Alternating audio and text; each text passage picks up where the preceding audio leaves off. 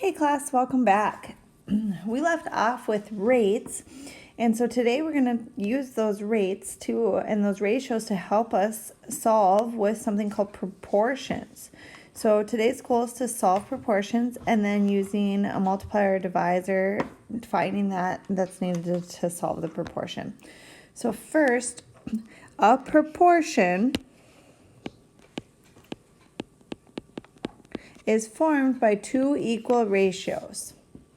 Proportions have the same unit rate, and proportions must also be written in the same units.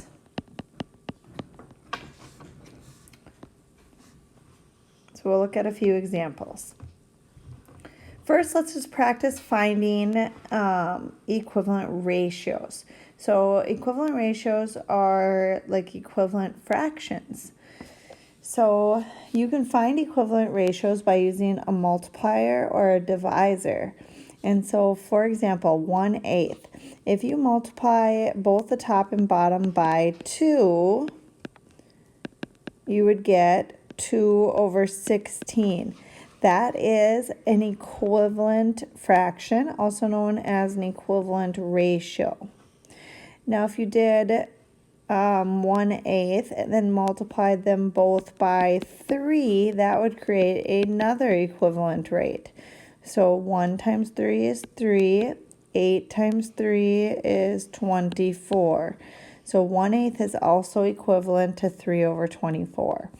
So those are some examples of equivalent ratios. You could also use a divisor. So 4/6, if you divided both by 2, 4 divided by 2 is 2, 6 divided by 2 is 3. So 2/3 is also an equivalent ratio to 4/6. They're equivalent fractions. 1/2.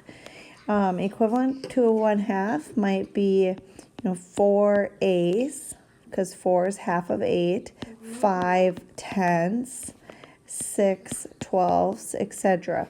Now you could make all of these by multiplying. So 1/2 times 4 is 4/8, 1/2 times 5 is 5/10, and 1/2 times 6/6 is 6/12.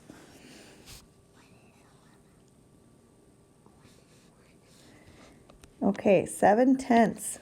Let's multiply both those by 2 to make an equivalent ratio. So 7 times 2 is 14, 10 times 2 is 20. So 14/20 would be an equivalent ratio. You could take 7/10 and multiply them both by 4 too. So 7 times 4 is 28, 10 times 4 is 40. That would also be an equivalent ratio. So that's how we can make equivalent ratios. Now let's look at if we can identify if two ratios form a proportion. If two ratios form a proportion, means that they are equal. So if 1/3 and 5/15 are proportion, that means that 1/3 would equal 5/15. I can check this by saying, okay, 1 times 5 is 5. So is 3 times 5 equal to 15? Since that is true, that yes, these two form a proportion. 1/3 is equal to 5/15. How about 4/6? Does that equal 16/18? Since 4 times 4 is 16, what is 6 times 4 is not equal to 18. 6 times 4 is actually 24. So these are not equal. So these two do not form a proportion. These are not proportional is what you would say. Not a proportion because they are not equal. So we can use what we call the horizontal or vertical strategy to solve proportions. So here's some proportions that need solving, and why they need solving is because one of the pieces is missing. So 1/2 equals x/18. So here's what we're looking for is our x. So the horizontal strategy means you go left to right. So you look for what, so from 1 to 2 and from 1 to x, I'm going that way. So I say 2 times what is 18? Well, it's 2 times 9 is 18. So then do the same thing on the top. 1 times 9 is 9, which means that x equals 9. We've just solved that proportion using the horizontal strategy. If you go from in B, g over 15 equals 3 over 5. Now, since you're going from a bigger number to a smaller number, you are dividing. So 15 divided by 3 equals 5. So g divided by 3 equals 3. So to solve this, we need to figure out g divided by 3 equals 3. What could g be? You could also think of inverse operations. So the opposite of dividing by 3 would be to multiply by 3 on both sides. So that means that g would equal 9. So to check the answer, 9 over 15 equals 3 over 5. So 15 divided by 3 is 5, and 9 divided by 3 is 3. So it does work. So g equals 9 is our answer for that one. Mia, I'm recording a video. 18 plus 4? 18, 19, 20, 21, 22. Okay. 2 and a 2 make 22. Sorry about that. My almost 5-year-old's doing some math, huh? Okay, so in C, 2/3 equals 8 over m. So 2 to 8. You need to multiply by 4. So 2 times 4 is 8. So you can find the answer for m by taking 3 times 4. It will equal m. And that means that m will equal 12. Because 3 times 4 is 12. So that's a horizontal strategy, working from left to right. Now the horizontal strategy sometimes doesn't work. So we need the vertical strategy. And so that would be like these problems. Because I don't know, in A here, 2/10 equals x over 15. Nothing times 10 equals 15. So I can't solve it horizontally. But you can solve it vertically. Because I know that if I go from top to bottom, 2 times 5 is 10. So that means that x times 5 is 15. So now I have an equation to solve. So what number times 5 is 15? Either use mental math, or remember we can divide both sides by 5 and you would get x equals 3. Because 3 times 5 is 15. So our answer to that proportion is 15. In B, we'll do 3 times what is 6. Since 3 times 2 is 6, do the same thing over here. 8 times 2 would be 16. So m equals 16.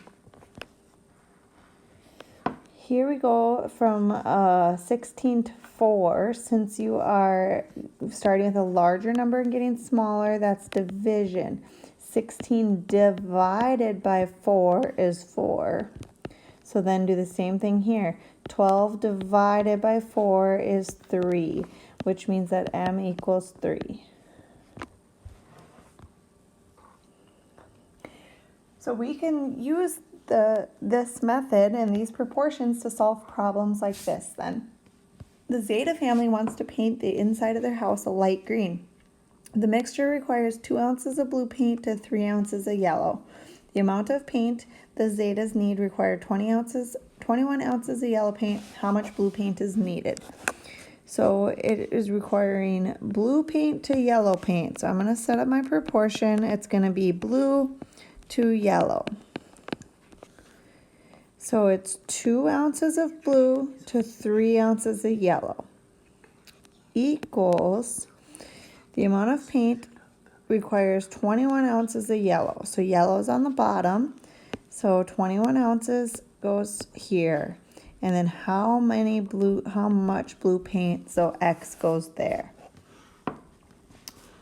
So that's how we set it up. So it's blue to yellow, so 2 blue to 3 yellow. Then X number of blue to 21 yellow. So remember when we first said the proportions have to have the same rate and they must be written in the same units. So we're blue on top, yellow on bottom. That's all in ounces. We can solve this using the horizontal strategy since I know that 3 times 7 is 21, and I can go this way. 2 times 7 gives me the answer for X, and 2 times 7 is 14. So that means that I will have 14 ounces of blue paint is needed. The ratio of cups of sugar to cups of flour in a cookie recipe is 1 to 4. So cups of sugar to flour. So I'm going to say sugar to flour.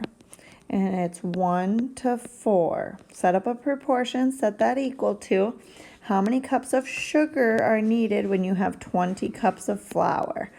Flour's on bottom, 20 cups of flour, so the 20 goes here.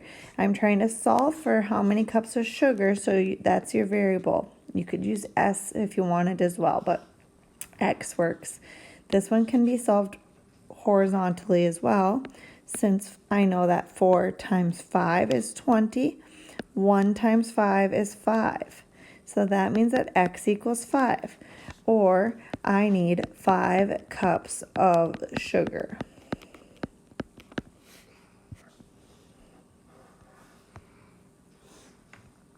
So these ones are both part-to-part examples because I was comparing blue to yellow and sugar to flour. So part to part versus part to whole.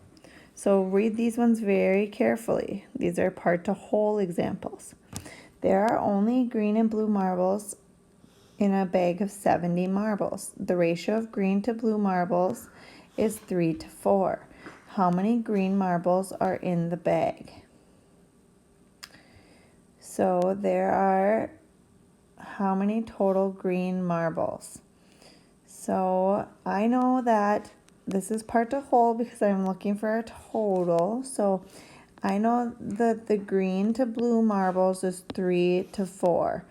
But I want to know how many are in the total bag. So I'm going to set it up as green to total, which means that there are 3 green. And if I count this up, 3 plus 4 here, green to blue, 3 plus 4 is 7.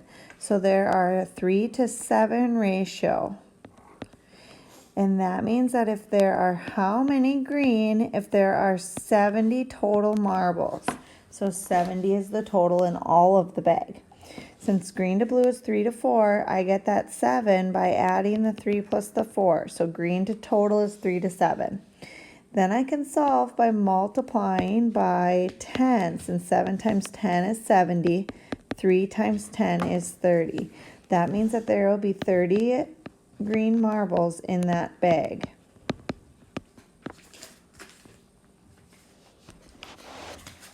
So it required a little bit more thinking there. We had to find out the whole relationship. So let's try another one. Jenny's math teacher uses bag of chips to teach concepts like probability. The bag has 2 red chips for every 6 black chips. If there are 20 red chips in the bag, how many chips are there in all?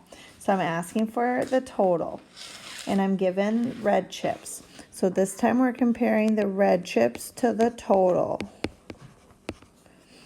It says that there are 2 red chips for every 6 black chips. Well, that means that there's 2 red chips out of 8 total chips because 2 plus 6 is a total of 8. 2 plus 6 is 8. Then if there are 20 red chips in the bag, so 20 red is 20 on top. How many total are there? So we're looking for this spot right here. Now it happens that we're multiplying by 10 horizontally, but this one can also be solved vertically because I know that 2 times 4, if I go from top to bottom, is 8. So 20 times 4 gives me this answer, And 20, 40, 60, 80 would be my answer. So there are 80 chips total.